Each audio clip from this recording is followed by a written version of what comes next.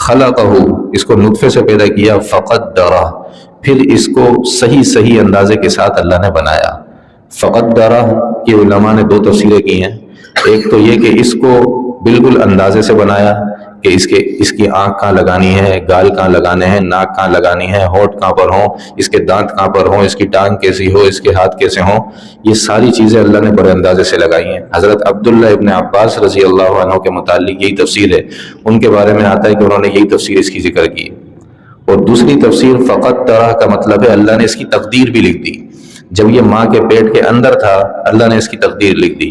اور حدیث کے اندر آیا کہ اللہ نے اس کی تقدیر کے اندر جو کچھ یہ کرے گا سب کچھ لکھ دیا کہ یہ کیا کیا کرے گا، چار چیزیں لکھی کہ یہ کیا کیا کرے گا اور کس طرح کرے گا۔ دوسرا، اس کی عمر کتنی ہوگی، یہ بھی اللہ نے اسی وقت طے کر دیا۔ اور تیسرا، یہ اس کا رزق کتنا ہوگا، یہ کیا کچھ کھائے گا، کیا پیے گا، اس کا رزق کیا ہوگا۔